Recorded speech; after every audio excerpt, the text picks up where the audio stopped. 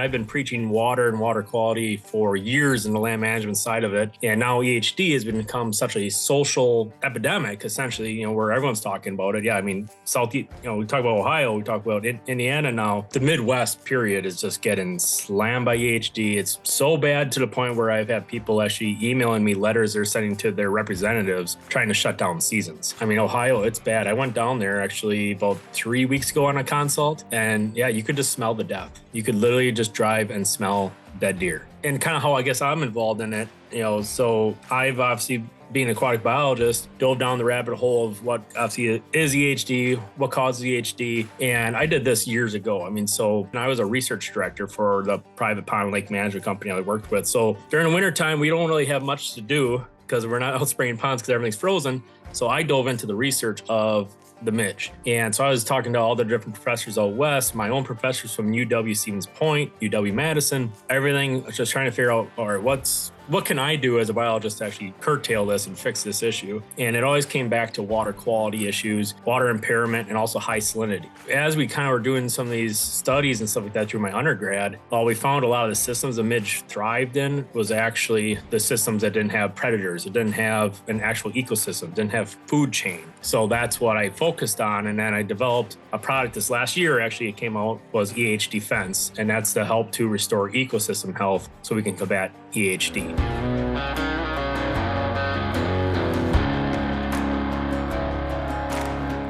Welcome to the Habitat Podcast, the podcast for wildlife habitat management, hunting strategy, and land stewardship.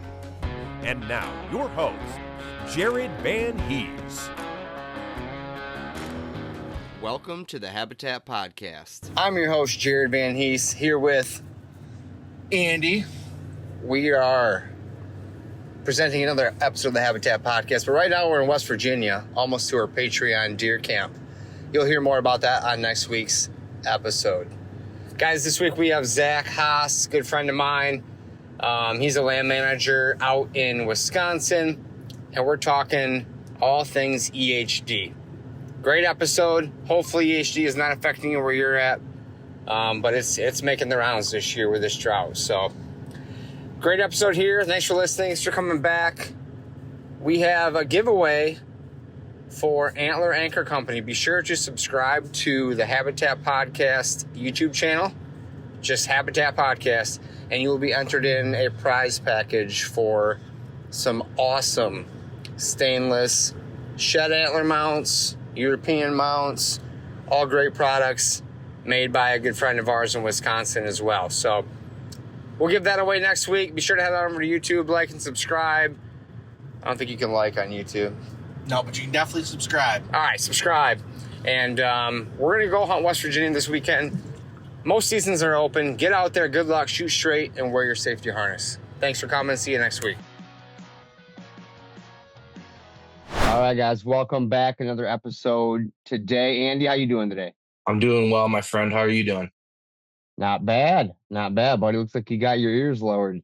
I did. Didn't help the brain at all, but hey, I look good, so we'll go with that. Or at least I think I do. I don't know about anybody else thinks that, but still out for question? Yeah, I took a poll, but no one's responding. All right. Well, thanks for joining, everybody. We got a great episode here today with my old friend, Mr. Zach Hass. How you doing, Zach? I'm doing good, man. Good to have you on again. You've been on, I'm seeing 3 times in the past, episode 84, episode 284, and possibly 133. I'm going to have to verify that. But thanks so much for coming on today. How you been? Absolutely. I'm been good. Busy, but finally for me being a land manager, my slow time's here, so it's time for bow hunting. Yep. Yeah, you got seasons in, right? Yeah, so we've started September 13th. We started. I was actually in Kansas though while our season started, and of course, when I was down in Kansas, my hitless deer daylighted. Go figure. Sounds right. Oh man. What were you doing in Kansas? So I actually work with an outfitter down there. And so I was doing all his food plots, but then actually I was helping him with some of the guiding, running guys out to stands and stuff that way. So that was kind of cool to see that side of the business, I guess you could say. Especially when a couple of guys that were in my truck shot. Nice. One kid shot a 171, another guy shot a 164. but I think there was a total of 170 shot that first week of muzzleloader. Dang. Yeah, I was gonna say that muzzleloader hunt. That's on my list for sure. Oh, Same yeah. here. Yeah, it's one of those things like the outfitter told me, it's like for the early muzzleloader season, you don't go down there to hunt, you go down there to kill. Because the Okay. deer is patternable. Okay. And what's it take to draw in Kansas these days? 1 point. So every 2 years? Yep. Okay. And they just started that a few years ago. Now, as we know, it's going to probably be like Iowa someday, and the point creep will probably occur. But as of right now, they don't foresee that happening. Yeah. Okay. Yeah, that's good to know. I think I had a point many years ago. I think it expired, which is a problem with Kansas points. So just FYI, if you think you have one, you might not have one anymore. Do you know how long they last for? I think it was 5 years. I don't know. Zach, do you know? I don't know. I know a lot of states that do expire. It's usually somewhere between 3 to 5 years. Yeah. And then this year I got on there and I couldn't figure out how to do it. And then I got sidetracked and didn't do it again. So I was hoping to go next year, but it might be 2 years from now. So, Yep. Well, hey, I like your shirt. That's the best looking shirt I've ever seen. Yeah. A little vitalized. Yeah. Those are comfy. Yes, sir. Yes, sir. But hey, so we've been friends for a while. Running Yeah. you at trade shows, it seems. You've been part of the land plan crew for a while. You've been a vitalized seed dealer in the past. Let's hear about what you're up to these days. But first, maybe a little backstory on who you are, where you're from.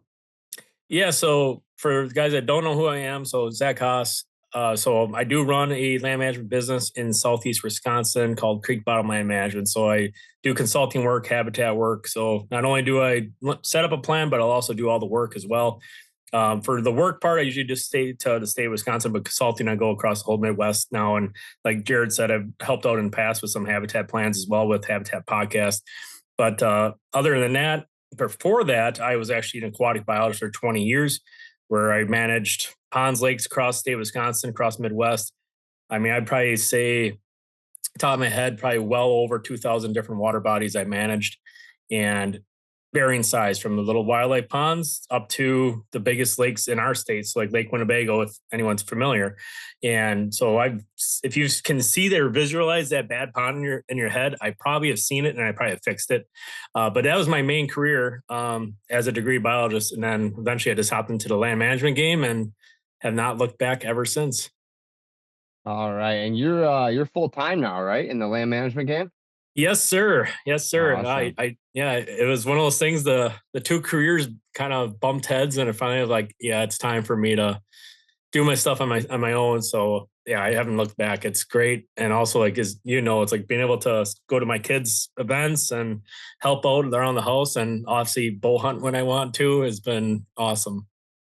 Yeah, and there's only so much time, right? And Oh, yeah. eventually, I mean, we're still all really young, don't feel that way sometimes, but eventually, like, you can't run at 110 miles an hour forever, right? So, No, yeah, no, I mean, and maybe you can with caffeine and all that stuff, but like, yeah, and we're very similar. Where our entrepreneur minds just we dive into too many cookie jars, so it's good to focus once in a while.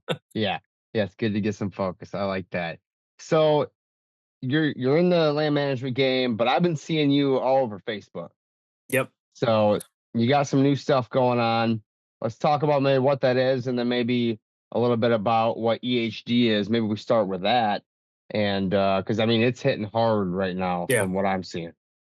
Yeah. So I mean, yeah. So I've been all over social media's pages and podcasts and you name it. Kind of sometimes sound like a broken record, but overall, it's all been about EHD because, as you know, I mean, I've been preaching water and water quality for years in the land management side of it, even though it wasn't trending. And now EHD has become such a social epidemic, essentially, where everyone's talking about it. Yeah, I mean, we talk about Ohio, we talk about Indiana now, West Virginia, Kentucky, Michigan has had it. Illinois is now getting it. Wisconsin, I've heard of some cases actually as early as July. Iowa, Missouri. I mean, it's the Midwest period is just getting slammed by EHD. It's so bad to the point where I've had people actually emailing me letters they're sending to their representatives trying to shut down seasons. So I haven't seen this level before other than probably like 2012. Yeah. I saw it this bad in Iowa. But I mean, Ohio, it's bad. I went down there actually about 3 weeks ago on a consult, and yeah, you could just smell the death. You could literally just drive and smell dead deer. Really? It blew my mind. It was sad. But yeah, so I mean, and kind of how I guess I'm involved in it, so I've obviously being an aquatic biologist, dove down the rabbit hole of what obviously is EHD, what causes EHD. And I did this years ago. I mean, so I got hit personally with it back in 2012 on a Missouri lease I had. And when that happened, I was a research director for the private pond lake management company I worked with. So during the wintertime, we don't really have much to do because we're not out spraying ponds because everything's frozen. So I dove into the research of the midge.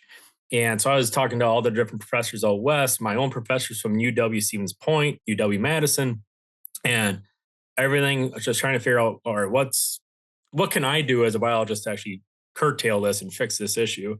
And it always came back to water quality issues, water impairment, and also high salinity. And as we kind of were doing some of these studies and stuff like that through my undergrad, we found a lot of the systems the midge thrived in was actually the systems that didn't have predators. It didn't have an actual ecosystem, didn't have food chain. So that's what I focused on. And then I developed a product this last year, actually, it came out, was EHDefense. And that's to help to restore ecosystem health so we can combat EHD. Okay, so let's talk about the midge. Let's get to 101. How does this happen? I remember the 2012 outbreak because I hunted in Nebraska in 2013, and man, we found all kinds of dead deer. So let's talk about what causes this, what the midge is, how the deer gets it, and then we'll keep moving from there. Yeah, so the midge and the primary genus is Culicodes. They have some research saying it's Culicodes syrensis midge, but anyway, so the midge is a little gnat. They call it a no-see-um because it's super, super tiny. It's not like as big as like a fly is or a mosquito is where you can visually see it. They're tiny. And this midge essentially, it's not like it's born initially with EHD, but what it does, it goes and bites a vector. So like a cows a lot of times will have EHD virus. They take their blood meal. They might contract that EHD. They might not, but that female midge requires a blood meal, just kind of like a mosquito does, to make eggs, to lay eggs. And unfortunately, in that transmission process, if the cattle has it or whatever mammalian species has the EHD, they contract it. Now that's part of the population, and now it's going to start spreading into whatever ruminant, and it's only ruminant based. So it only anything with obviously gastro stomachs and all like that stuff. So if it's a ruminant, that's the issue. So that's why we're not affected. We're not a ruminant. At least I don't think we all have 4 gas chamber stomachs. So with that said, that female midge then will go into cycling different egg lanes. So she'll do anywhere from like 2 to 4 egg lanes a year. But let's say you have a bunch of female midges around that. Well, that can get pretty crazy, just like we see really bad mosquito hatches, right? So anyways, when that midge gets the EHD virus, let's say from a cow, it goes back and it's laying eggs. Well, when she goes back to that next cycle, and let's say that's, your mature 4 or 5 year old buck comes by that water, and midge flies up on the antler because what's above it usually is a very big, steady flow of blood, bites on the antler, gets a blood supply, transmits that virus. And unfortunately, just how fast that blood supply is going through those antlers, it also goes through their body quick, super quick. Now, it can still bite young bucks. It can still bite does and fawns. It's just a little more difficult for that midge to bite those deer versus, like I said, a big ass antler above their heads. So once the deer gets bit, usually it takes anywhere from it can take up to 7 to 10 days to show symptoms. But once symptoms set in, it's anywhere from 48 to 72 hours the deer's dead. So it's rapid. Not like some other things, other diseases we hear about out there. I'm not going to name them, but with EHD, it's a quick thing. And as that population of midges increases, especially like years like this, where we had really above average rainfalls in the spring and midsummer, and then a drought, we can have a big boom of these midge populations. And then we start seeing these decreases of deer, like we see in Southeast Ohio, where I have literally heard people saying that they believe that 80 to 85% of their herds are dead. They're gone. Well, you don't come back from that. And we've seen that like out west and things that way. It takes a decade. Some people been pushing it off like, nah, no big deal. It'll come back. No, it doesn't. It takes a long time. Iowa's still dealing with it. I mean, those areas, and you probably have seen it too, Jared, where the areas that were affected, it takes so long to get the rebound because they're still getting EHD, cycles in there, in that rebuild. So it's kind of like it starts going, it takes a lot of time to get it back. So anyways, I guess that's kind of the nutshell. And then even with the symptoms, I guess I'll go to just for the 101 part of it is deer aren't going to look sickly. They're not going to look skin and bones. So if you have a deer on camera that's showing its ribs and all that, that's not an EHD deer. Without a doubt, it's not a deer that has EHD because it's quick acting. So once symptoms are in, you're talking 2 to 3 days. So usually, though, they're going to act non-responsive to human activity. I mean, there's been videos where people are walking up, scratching deer in the head, trying to give them water. They're zombie deer. They have nothing. They have no fear of humans.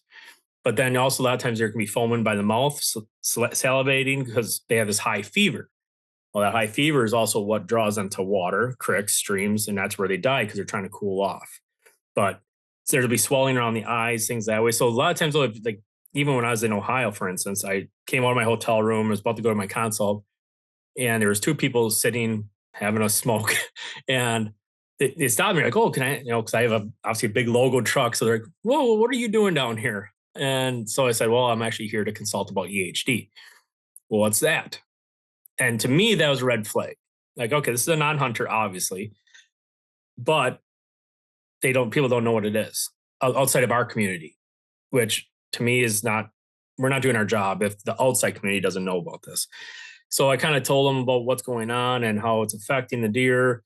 And obviously they're like distraught about it. Obviously the lady's like, "Oh, I just love watching deer in my backyard." Like, people are still wildlife viewers, right? And they even said on the way up how they saw a deer on the side of the road, head hanging low and wouldn't move.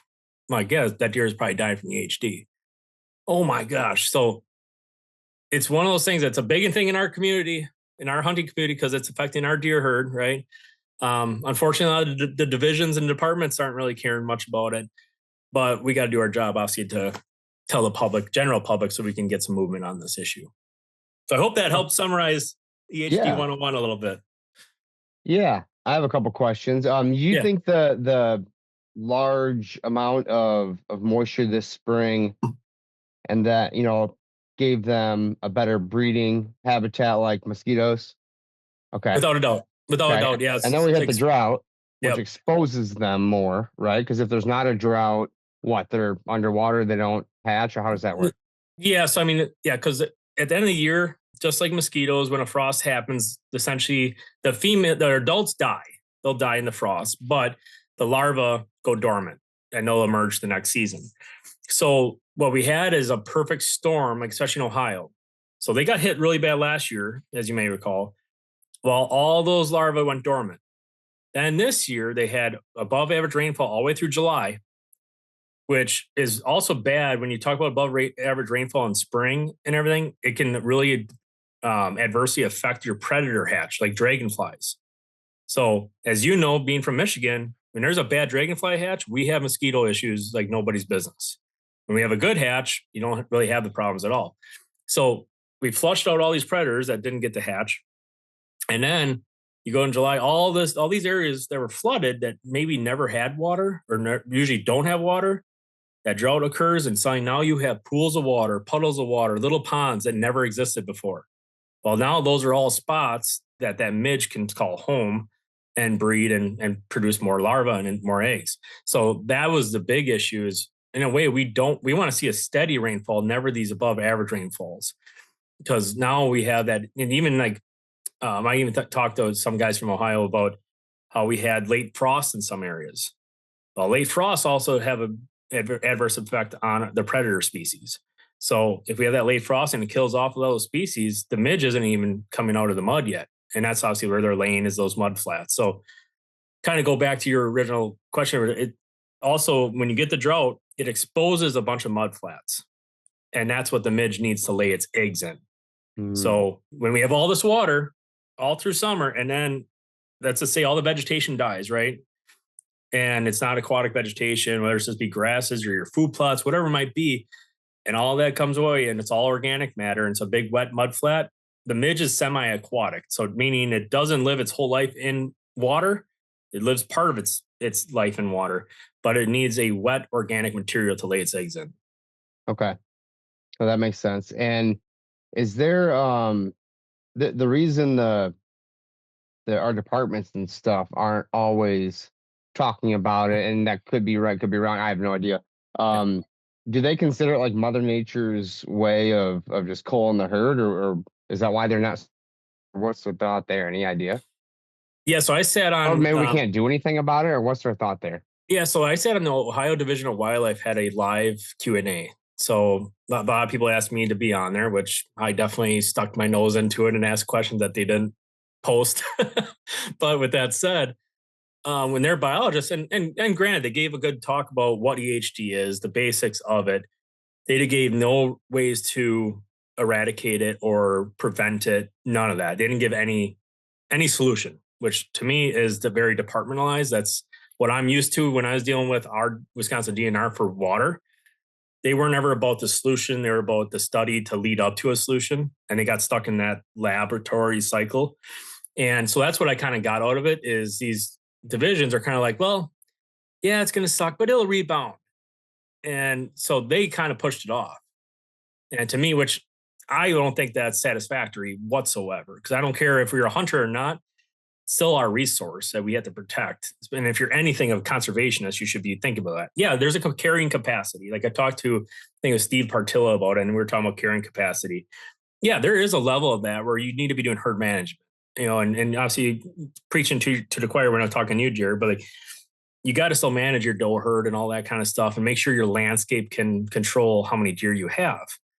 However, wiping out most of the deer isn't the solution either. So yeah, I just think there isn't money getting thrown at it. There's no money actually getting thrown at EHD studies. Everything I've done has been on my own dime, diving into it, looking into it, researching it, developing things. But I don't see anything in the future of them trying to work towards anything. Like I've tried to reach out to multiple departments because I want to talk to their deer biologist just to say, hey, this is my background. I'm an aquatic biologist. This is what I can offer you guys. And just a conversation. And I've not had one response, which is pretty sad. Yeah, that is sad, being that it seems to be a pretty big epidemic right now. I mean, I know I was down in central Michigan last year, and it was the same thing. I mean, it wasn't as bad as what they're getting down there, but I could smell death out walking around in the woods. And it was one of the guys was with me found like 3. It was a bad deal. Can deer survive from EHD if they get it? Yeah, so there is deer survival. And a lot of that goes to herd health. So one of those things that deer have a better way of survival if they have obviously the right tools in place. So obviously a lot of our states are anti-baiting, anti-feeding, anti-mineral, which as a health standpoint and understanding nutritional science, that's stupid. If we can provide everything we can to our animals, why wouldn't we do that? But so I was on Lee Lukoski's farm this year, and we were talking about it in length.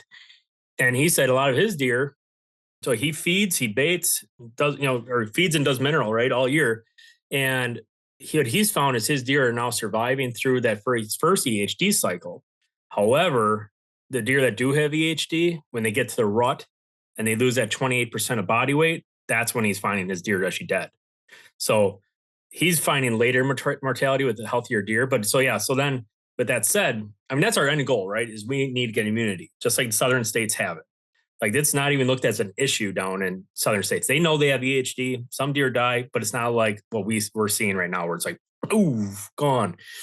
So if a doe can survive, she will pass that off into her offspring. However, that's short-lived too. So it's only in the colostrum when they're getting the milk, and it's very short-lived there. So ultimately, as time goes on, exposure occurs, the deer get bit, we'll see that immunity develop. It's just, we got to try to get our deer healthier so we can get more deer surviving that EHD outbreak. And to me, that's providing the right forage sources. That's doing proper maintenance of your landscape, your timber stands, doing quality of water sources. If possible, putting mineral out if legal to do so. So to me, it's taking that next step, really looking at your property, and providing them food, cover, safety, everything they need to feel safety, not stressed, taking some dose before you have an epidemic, just so you can manage your deer herd that way. Those are the things we got to be looking at. Okay, I remember my buddy Jordan shot a really nice buck in Illinois when I was down there, and it had like a cleft hoof, and they thought maybe that was a sign of EHD survival.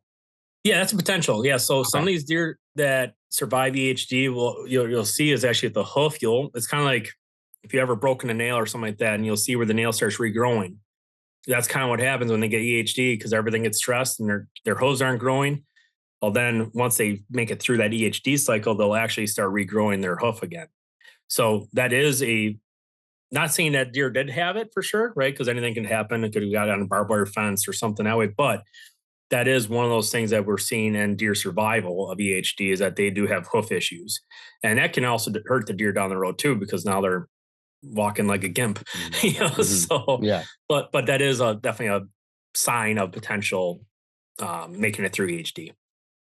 Okay, and you mentioned the South has a lot of immunity in their herds, and why do you think that is? And is that landscape driven, habitat driven? Why do you think that is? Years of evolution. Okay. No, I mean, a lot of it is that we used to not have, we never had EHD up here, right? I mean, we had blue tongue out west, which is different from EHD. That's one thing too people need to realize, is blue tongue and EHD are not the same. So EHD was down south. And just through years of obviously them surviving, getting through it. But you're talking, who knows how many hundreds of years that took for the deer to bust through that. And the other part of it is when deer were like almost wiped off the landscape in like the Midwest and things that way, and deer were getting reintroduced way back when.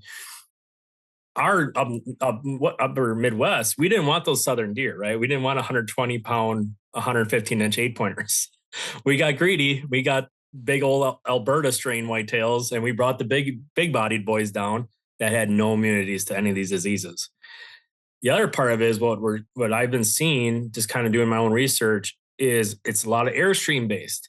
So we're having more hurricanes than we've ever had. Our winds are crazier than they've ever been.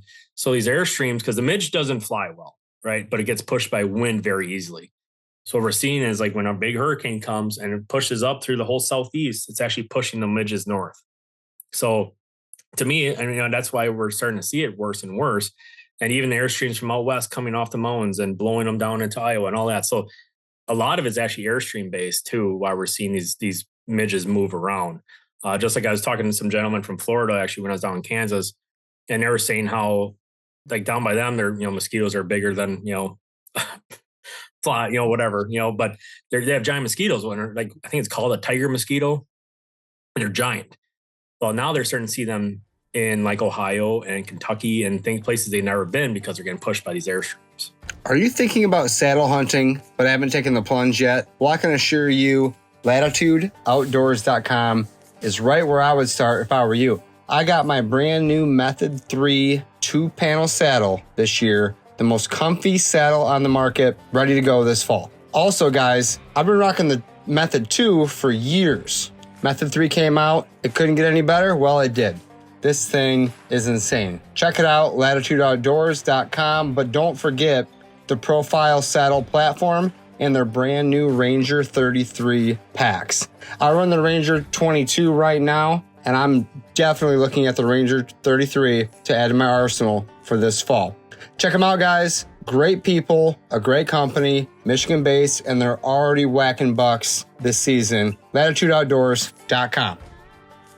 Do you have some awesome shed antlers laying around that you don't know what to do with? Maybe sitting on your desk or bookshelf? Put them on the wall with the Antler Anchor Company. My good buddy Ryan started this company. They make stainless steel shed antler mounts, European mounts, something you can be proud of putting on the wall. Think of a boat anchor with antlers coming out of the top of it, Antler Anchor. I'm a boater. I love this idea. It's one of the coolest logos I've ever seen. And your sheds and European mounts look great on the wall with them. Check them out at antleranchorco.com. Tell them the Habitat Podcast sent you. Great piece of machined stainless, ready to put on your wall to hang those trophies. Interesting. Okay. Well, that's a pretty good description to get us to the EHD fence portion of the discussion here. So I guess, how did you come up with this idea? You said you were studying and researching the water quality, the water biology, if you will, and you Yeah. found that where EHD was more present or the midge was more present, there was a lack of midge predators in that Mhm. system. So walk into Yeah. how this idea came about. Yeah. So it kind of obviously goes way back. Yeah, it's 2012 when I got hit in Missouri, right? And when I started kind of diving into it, I was looking at, okay, impaired waterways. And at the time, it was Iowa, right? Iowa and EHD were synonymous with each other. Well, a lot of it was when I started kind of looking into it was, well, I'm thinking cattle ponds. All right. If you've been in Iowa, they're riddled everywhere. There's a pooped, filled, full pond every pasture you see. And so I kind of targeted that at first because one thing is when it comes to aquatic ecosystem, is the beneficial life is the first to leave the system when it's polluted. So whether it be beneficial invertebrates, aquatic insects, frogs, those are the first things you'll see actually leave the system. It's no different why we've lost trout streams in our state of Wisconsin. And you guys probably are seeing that in Michigan too, where the pollution has occurred, whether it be from agriculture practice or people not doing buffering strips or stream restoration, and you lose the beneficial before you lose the bad. Just like invasive species, right? You're going to lose your oaks and your maples and everything before you lose the buckthorn, and the buckthorn will take over the whole void. Same thing. Anyways, so as I dove into it, and this was kind of going simultaneous with me also managing ponds and lakes. So when the light bulb kind of went on. I already knew, okay, they need their beneficial life to be present to feed on the midge because the midge is a primary consumer, meaning it feeds on the detritus and plankton and things of that nature. But you need secondary consumers, which are your main predators. That's your frogs, your water boatmen, your scavenger beetles, your dragonflies. Those are your secondary consumers. You need those present. Well, if you don't have water quality that's high, those are not present in your system, period. And so with that said, okay, we start diving into the water health. How can we? And so like I kind of in a way changed my focus off the midge, knowing that, all right, it wants craptastic water. It also likes high salinity. So anyone that's been doing mineral by your pond or in your pond, stop that immediately because you're just literally making it even like the mineral stumps where people are so proud of their big mineral hole, fill the damn thing in because you just made a midge breeding ground. Fill it in or just put something over it. But with that said, so I kind of steered away from the midge, knowing that what it liked, and I steered towards the predators of the midge because, yeah, I know of things that can kill the midge with bactericides, larvicides. I know of products out there. I just don't trust the general public with them because no one knows how to read a label, and everyone's going to be non-selective and kill everything off the landscape. And that's not our goal as a conservationist or land manager. You're not a steward of the land if you're trying to kill everything. So the light bulb really hit I was managing, obviously all these different ponds and lakes across Wisconsin. And I was a commercial applicator, so I was also treating algae and weeds. But I was also doing high doses of the products that are like in EHDefense. So I was doing high products of probiotics and biocatalysts, so bacteria and enzymes. And the light bulb hit when I had all these clients start coming to me. Like at first they'd be like, oh, we hate even being down by the pond. There's bugs everywhere. We're getting bit by mosquitoes. Or they'd, be like the deer hunter side of it. They'd be like, oh, my deer always are by the pond. They have bugs all over their face. They don't look healthy. Well, some of those people, as I started managing the water, started coming to me, it's been great. We can enjoy the pond. We don't get bit. We don't get bugs on us anymore. Our deer look healthier. Huh. Okay. Well, all I did is restore the ecosystem. That's the basics inside of it, right? There's a lot more complexity too of how I did that. But with that said, okay, I restored the ecosystem, the food chain balance, and suddenly there's none of these biting insects. Okay, there's my light bulb. So that's when I steered towards the product of EHDefense is, all right, let's restore our waterways, our ponds, our lakes, puddles, ephemeral pools. If we can fix those, restore the water quality, increase predatory species, the midge doesn't exist. So that's where EHDefense kind of came to light. It was, okay, now we have a way to actually manage our water, which I've done for 20 years and for a variety of reasons, right? Recreational, fishing, municipality, you name it. I've managed waters for a variety of clientele. But Now this gives away to us hunters that we can provide water and healthy water for our deer herds. And with that, like, I've obviously there's been comments everywhere, right? People are like, well, deer love dirty water. They don't like bad water. They just like mineral and enriched water. That's the difference. Dirty water that's muddy looking, it's just that it's high in, it can be high in non-organics, but high in minerals. They love that water. They also like water that's closer to internal body temperature.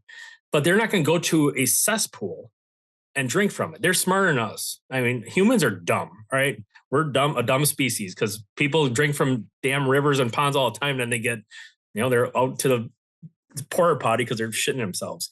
So with that said, animals, they can detect that when water quality is bad. Like I've seen that in livestock. I've seen it where animals will stop drinking from a water source, or they're even, there's a study where there was stray voltage going through the landscape and actually partially putting a voltage in water, and all the cattle started to stop drinking out of it. Well, we would have drank out of it because we're like, oh man, I just get a little twitch every time I drink, but they stopped drinking. So with that said, now we can provide this source, and it goes above and beyond EHD. Salmonella, E. coli, leptosporidium. These are all things that can deter deer health and make them unhealthy. We can actually take all that harmful bacteria out of the system with this product. That I can guarantee because I've seen it, because campground swim ponds was one of my primary clientele bases. And I think you guys have probably seen those, like the swimming ponds and all that across Michigan. Well, if they had bacteria in it, they had to shut down the pond.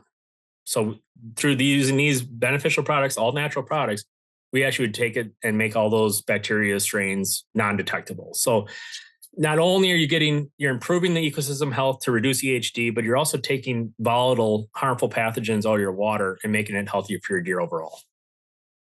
So I know that was long-winded. Oh, that's great. So what are the steps? What are the products and what are the steps? So it sounds like we're cleaning the water for sure. And then we're also adding in predators. Is that accurate? Yeah. Or go through exactly how this works. Yeah, so the EHDefense is a 3-part system. So the first part of it it's called Catapult. So it's a biocatalyst. It's an enzyme.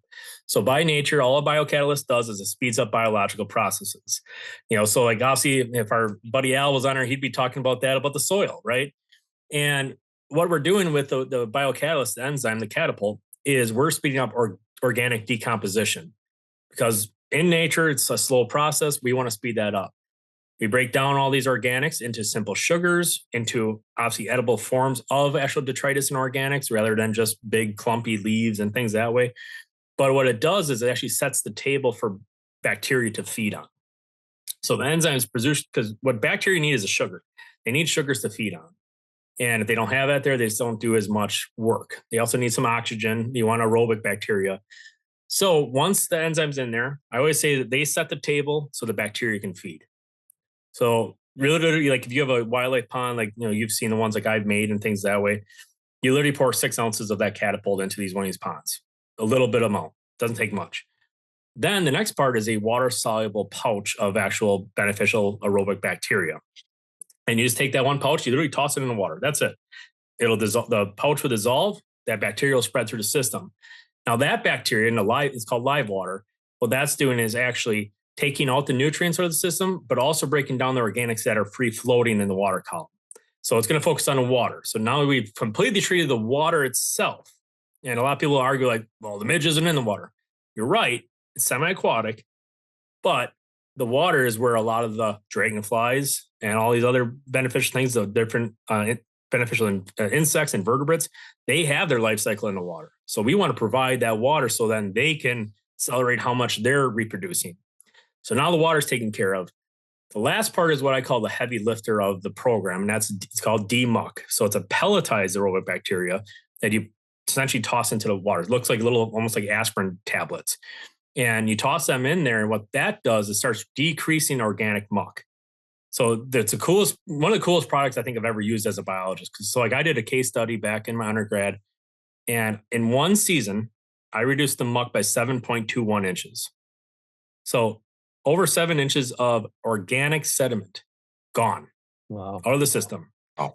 So what that bacteria does, and that's one of the things, there's a lot of bacteria on the market. right? Like with anything, like food plot seed, there's a lot of food plot seeds. And as you know, I can talk to you on that, is there is quality versus quantity. And a lot of the stuff out there is bad. It actually has salt carriers on it, so it actually kills the bacteria as soon as you add it. But these products actually have a sugar-based carrier. With that said, so what that demuck is doing is actually breaking down that organic matter into unusable compounds of different free reactive phosphorus. So it'll actually take that, bind that, so that growth can't actually take that up. It'll break a lot of the detritus down into CO2, O2, H2O. A lot of it evaporates. But over time, yeah, you literally get rid of it. So like I have a wildlife pond that I built 10 years ago for a client. And I used gravel at first because actually it was a gravel pit. So I used the gravel on site. And I lost sight of that gravel, through the years of managing. I wasn't really doing much with them. It was kind of probably like a lot of us. I was just like, yeah, whatever, it'll do its own thing. Even though I'm an aquatic biologist, I was like, yeah, it looks good. And so this year I started using the demuck on it. And I actually now see the gravel again in that pond. Well, if you can decrease all that muck before the drought season and all that water recedes, there's nothing there for the midge to actually lay its eggs. That's the goal of it. So treating early is big. So it's a 5-month system in the whole kit. So you'll get 5 months of treatment. And that'll treat like 5 actual tubs, like the little Rubbermaids and deer ponds and all that stuff you've seen. Or it'll treat like 1 or 2 wildlife ponds, like 20 to 25 foot diameter ponds. So one kit does all that for 5 months. Now, I always say have some extra on hand, because if you get a lot of rain, I call those nutrient loading events. So you should go and treat just to reduce nutrients and things that way. But overall, you're buying a kit. It's not like you have to buy this thing every single month. You literally get them, throw them back to your side by side, your tractor, and you're set to go to make your water clean. Okay, so I have a question there. So if you say you don't have a gravel bottom and I go dig a pond on my 40 acres, that's a lot of clay. Will the midge, if you decrease the silt or the organic stuff that you're trying to get rid of, will the midge still be able to lay in clay or anything like that? Or nope, they need organic material. Okay. So yeah, if it's clay basin, if you can get back to your original clay, or even like I tell people too, like if you have a pond that's really bad, but it was original clay bottom, dig the thing back out. Get back to that original substrate if possible. But yeah, they won't go into it because that larva still needs organic material to feed on as it's growing. So if you can actually decrease the muck so that food source isn't there, it's no different than whitetails. If there's no food source, what do? They leave. Right. They don't exist there. So same thing. We just want to reduce the food in that area so that when the drought does happen, they're not able to obviously have the quantity of reproduction like normal. Okay, so I thought there was like a predator side to this that you were introducing, but you're just introducing items to attract other predators. Is that accurate? Yeah, so like one study that I worked on where I was just doing sweep nets, so I was just trying to collect different inverts and insects. So I was looking obviously for general predators of the midge. So after using this product, I increased the amount of beneficial predators in my system by 130%. So, if you're going to system, like actually when I was in Ohio, I seen this where we were in a creek and there was a dead buck, and unfortunate, nice up and comer. And I was looking around, looking at the stream, it was all shale bed. There was no organics. I'm like, this deer didn't get EHD here. And I'm like, also, so we're sitting there as a group of like, I think 10 of us or something like that. It was a big group that they brought forward. But for a console, you're like, oh shit. All right. A game. Yeah. But as we're sitting, I'm like, what do you expect to happen if you're down in a lowland area in the middle of, summer? Well, you expect to get bit up by mosquitoes and have bugs flying around you. We're in this creek. I'm like, I don't see a single bug. I don't see a single mosquito. Well, that tells me that whole system was actually managed by predators. There's flying and predators are also, it's a loose term because also bats, barn swallows, all those are predators of the midge. So I've actually been recommending people to put bat houses on their properties and also bird houses to, once again, get actually birds that feed on it, and bats will feed on them because guess what's, when is a midge most active? Dusk to night. Well, when is a bat most active? Dusk to night. So if you can get a bat actually around these wildlife ponds and these creek systems, you just gave another predator. So, but yeah, so we're not introducing the actual, like, I'm not going out there with dragonflies, like, yeah, away, fly through. But what we're seeing is actually we're giving the water quality, and we're seeing the actual, those insects and invertebrates going to those water sources, reproducing. And now in a way, it's kind of like, and I kind of sometimes hate to use this and, kind of idea, but it's kind of like if you had a big deer herd and you released, one wolf in there, it's not going to do a lot. But if you release a bunch of wolves, well, we've seen what happens in Wisconsin, Michigan, it wipes out the herd, right? In this case, the wolf is our predator species, the deer are the midge. So that's what we're doing is we're trying to make a predator high situation where the predators are also reproduced. Because the cool thing with the predators is they're also providing food for other things up the food chain. There's this, if you have that gap between the primary consumer and a tertiary consumer, so like a bird, let's say, and they don't have that gap's there, you don't want a gap in a food chain. It's no different in a lake. Like I always use this analogy is if you have a lake that doesn't have a predator in it, all right, so no northern pike, no largemouth bass, but you have bluegills in it, what happens? Well, the bluegills take over the whole damn lake. They all stunt and they're all this big because there's nothing to control them. But if you have those largemouth bass, if you have northern pike or muskie, suddenly you have, wow, my panfish is great. I have 8 to 10 inch bluegills. It's because the food chain was balanced. Same thing with this concept. Okay. So back to that story in Ohio, do you think that buck got EHD at a different water source?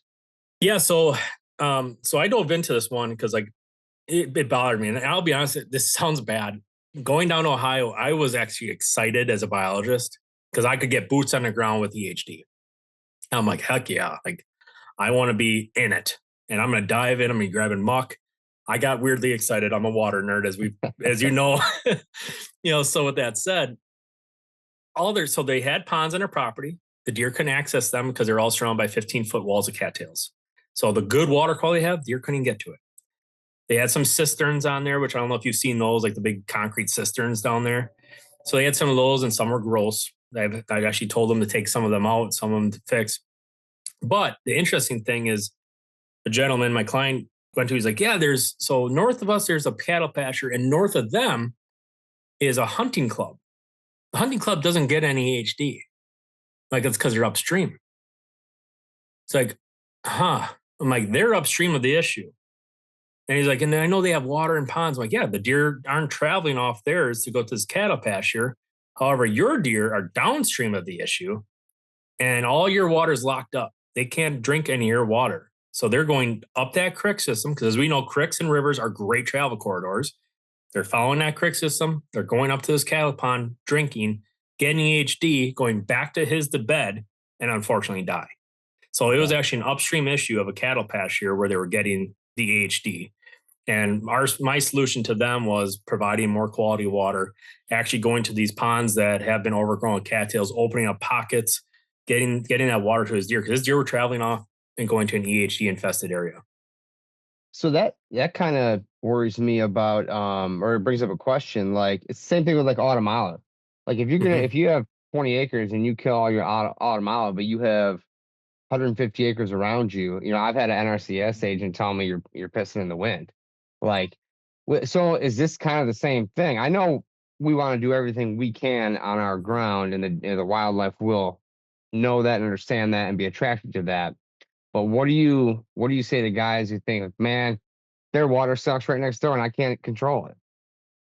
Yeah. So to me is they may not know that, right?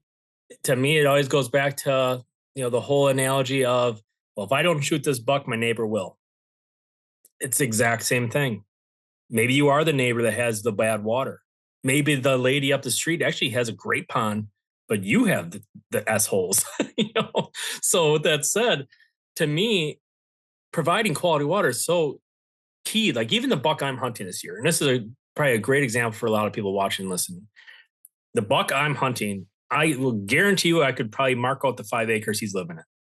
I mean, I'm confident on that. I got to try to kill him off that because part of it's on my neighbors. But with that said, within that zone that I know he's mainly staying to, I have 2 ponds. I have apple trees. I have bedding zones. I have food plots. I have given that deer everything. And he's there every night. He shows up every single day and he goes to those ponds. He's drinking. So in the summertime, yeah, the deer will go on a little bit of some walks, and especially like velvet shed. Obviously, they'll go on an excursion a lot of times. But overall, these deer aren't going on crazy excursions. Yeah, the deer can travel, right? But usually that big excursion is like the seeking phase, the rut. Well, we're already usually past EHD issues. So to me, those people that are worried about the guy next door, well, most likely you don't have water. Or if you're just like, oh, I have a creek, that's not good water. I have a marsh, it's not good water. No, provide water sources. Go in there and dig your wildlife ponds. Put in like some of those plastic totes or put in deer ponds, whatever it might be. I mean, me personally, I love a lined pond or a clay lined pond where I can actually build an ecosystem. I can put aquatic plants around it. I can really build something special. Because case in point, for those that are thinking about building water, just probably a month ago, I had a leftover deer pond. I think it was like the big one, 240 or 250 gallons. That same day, I went and cleaned out a whole pond and redid a pond on my property. Filled those both same day. The hour after I left my skid loader from filling the wildlife pond, the natural pond, deer were in it. It took 2 weeks for those deer to hit that deer pond because they were like, what the hell is this thing? Mm-hmm. So it's more natural versus unnatural. But no, sure. So yeah, going back to your point, Jared, yeah, it's just a matter of, to me, saying those people that are like, well, I can't treat all the water around me. Yeah, but it's no different than letting your invasive species go. It's not caring about your timber stand improvement, not caring, really, you're not caring. And at that point, don't even label yourself as a conservationist or a land steward, because you're not. To me, we have to do every single thing we can on our property. One thing is also increase your hunting success, but also increase the herd health. Okay. So you were talking about, I want to kind of circle back a little bit here. Yeah. You were talking about the lower, the southern states, they just really don't worry about EHD because it's, they're going to lose some. It's not a big deal. What about northern? I mean, we're talking, is this a creep that could be hitting, with climate change and, the warmer, because it seems like we're creeping farther and farther up in Michigan with it. Is this something that could get as far as like, I'm up in northern Michigan, Jared's got property in northern Michigan, Canada. Is that something that could potentially keep working? Because you don't hear about it up there. So there actually has been recorded cases in Alberta and Saskatchewan. Okay. So it is going north. The only thing that's helping us a little bit, especially more the UP and Wisconsin, is our Great Lakes help us a bunch because they push the airstreams. As you guys know, like you could think we're going to get a big dousing of snow and then we don't get it, or no one else gets it, but you're like, shit, I got 2 feet on the ground. It's the same reason why we're a little more protected. Like even in Wisconsin here, the western part of our states will get hit. But how that airstream dives down because of Lake Michigan, a lot of times we never see it in eastern Wisconsin. But unfortunately, it goes back around the lake and the lower peninsula of Michigan gets hit.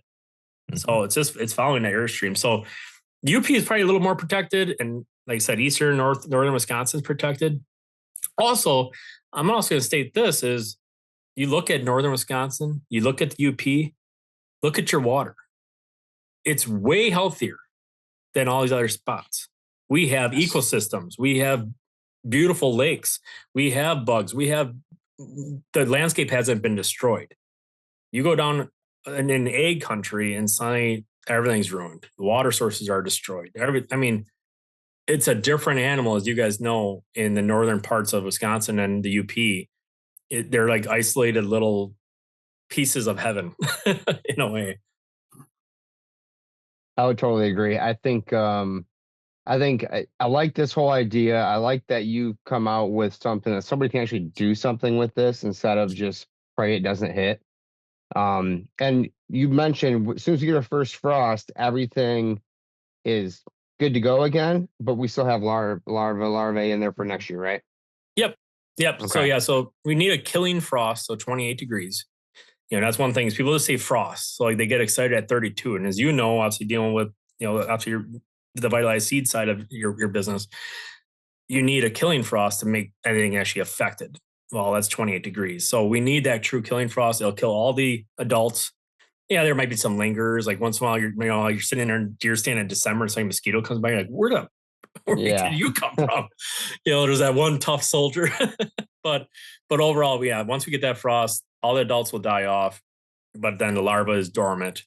So one of those things too that you could probably do, and just kind of even thinking aloud here, but in the winter months when things are frozen, those might be times to go look and actually dig out your ponds, because the larva is all dormant in there.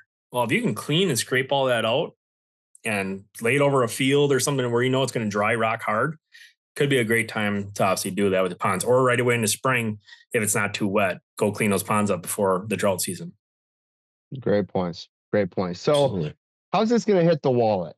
What are we looking at for one of your kits, and how much is that treat? Yes. So I think right now we have it 20% off. I want to see on our website right now, but the normal retailer is $229.99. So it ends up being about $45 a month, because it treats for 5 months. You get 5 treatments in that little over $200. So to me, $45-$50 a month, when I don't even like looking at my own Tacticam subscription, So with that said, people are spending way dumber things in a month than that. Just don't go to the gas station and get your Quick Trip sandwiches or whatever it might be. But when I think of food plot maintenance, as that's an expensive game. You're talking per acre, you could be anywhere from $500 to $1,000, depending on what you're doing. $50 a month, and you could be fixing the water per month on your property. So yeah, it's a bigger upfront, but with that said, monthly, yeah, you're talking $40-$50 a month. Okay. And then what months are those 5 months? I know it'll vary a little bit, but give me a good idea. I'd say usually it's May through September, May through October. Those are kind of where you want to shoot for, and a lot of that's based on the season of what I did for pond management. So usually we treat it from April to September. So there's a variance there. Like I'd rather people start in May when the water's kind of waking up, and that's usually about 60-65 degrees, very similar to soil, really. And that's when the water's kind of waking up. So you want to start treating around that point, because that's when bacteria will do its most work, is at 60 to 65 degrees, and then treating through. So now as you head south, you might have to get more kits because you have a longer extended season. Like people in, let's say, Southern Ohio, for instance, I'd be treating that water probably almost in November, almost all the way up to your frost. Because that'll actually help winterize the pond too. It'll help break things down over winter. The enzymes keep working; they don't stop working, and get everything set up for the spring. But overall, yeah, May to September is a pretty good window. I'd say that's probably where I kind of key in on. Okay, that's awesome. We're gonna have to talk packaging at some point offline, my friend. I sell plastic bottles, right? So, yes, sir. No, I like the packaging. I like the label. Your website's nice. How can people find you, first of all? And then I got a question to follow that. Yeah. So for all our information, obviously we're on all the major social media platforms, EHD-fence.com. I try to put as many videos as I can, educational wise.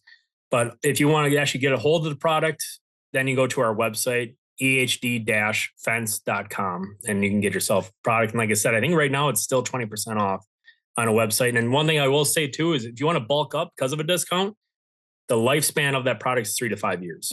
Okay. So as long as you don't let it freeze, the shelf life is 3 to 5 years. Okay. And what if somebody has this weekend, they're going to go out to their property to hang one more tree stand or put up a mock scrape, and they look at their water, what's going to tell them that they need something like this? So I'd look for coloration. So like if you're seeing green hues, that's usually a red flag. That means there's a planktonic bloom occurring. If you have odors coming out the pond, so if there's a noticeable stench coming out the pond, I would be treating that water. But also this lack of life. That's a big one too. If you're not seeing frogs kicking up, you're not seeing little water boatmen and things swimming around, if you're not seeing any aquatic life, you need to start treating that water ASAP. Okay. All right, Zach. I checked with Andy. He doesn't have anything else. I got rapid fire for you. Then we'll wrap this up. All right. Sounds good. All right. Favorite beverage? Oh, well, adult Busch Light. But other than that, I like a good ice cold lemonade. Brother from another mother. All right. Favorite venison recipe these days? I've been using a lot of, I'm just a tenderloin guy. I like to put tenderloin on the grill. I don't know if you've used the Hunt Chef seasonings, but I use them a lot. I've been a big fan, but man, you just can't go wrong with a status quo backstrap on a grill. Well, eventually those run out though, right? Depends on how many deer you shoot. See, I did shoot a buffalo back in 2022, so that kind of helped me for like 2 years. But I actually just ate the last backstrap. I found one. It was like, oh, but no, I gotta get back to killing does and filling my freezer. All right, what bow are you shooting these days? I am actually shooting still a 2013 Bowtech Experience. Okay. Nice. Food, water, or cover? What's most important on your farm? You can only pick one. Water. Your favorite habitat tool or implement these days? Oh, I mean, I have to still say it's probably and I know you do it too because we're both pro hinge cut, but it's the habitat hook. I still love my habitat hook. That thing saves my butt every single spring, especially as I get older. Yes, I couldn't agree more. Your tree, has that changed? What's that? Your favorite tree, has that changed, or what is that these days? It's tough for me. I mean, I still like your status quo oaks, obviously, your white oaks. I think bur oaks are just badass. But I don't know. It changes all the time, right? It depends on the property. There's a new tree I like depending on the property. So I don't know. That one's tough, but I just have to still always go with like a good status quo white oak. Awesome, man. Thank you. Thank you very much for hopping on today. It was great to catch up with you. Keep in touch. Yeah. And anything you need from me, let me know. So awesome, buddy. All right, guys, we're out of here. If they want to find you on Instagram, where are you at? So it should just be at EHDefense.com or just EHDefense on Instagram. Rock and roll. Thank you. Thank you for tuning in to the Habitat Podcast. We really do appreciate you guys coming back every week to get this awesome Habitat content. And we would appreciate it if you went to iTunes, Spotify, wherever you listen to this podcast and leave us a 5-star review. That helps us continue to grow and trend in the right direction, attract new listeners, and help us provide better content in the future. Guys, we have a website full of resources. We have a blog on the website. We have YouTube, Facebook, Instagram, all linked up at habitatpodcast.com. Our land plan services, merchandise, decals, hats, t-shirts, and I give away a free 5-inch decal to anyone who leaves us a review on Apple iTunes. Really appreciate it. I want to thank our partners, Downburst Cedars, Vitalize Seed Company, Morse Nursery, Packer Max Cultipackers, Stealth Outdoors, First Light Latitude Outdoors, United Country Midwest Lifestyle Properties. Thanks again, guys. We'll be back next week with another great episode of the Habitat Podcast. Thanks for tuning in.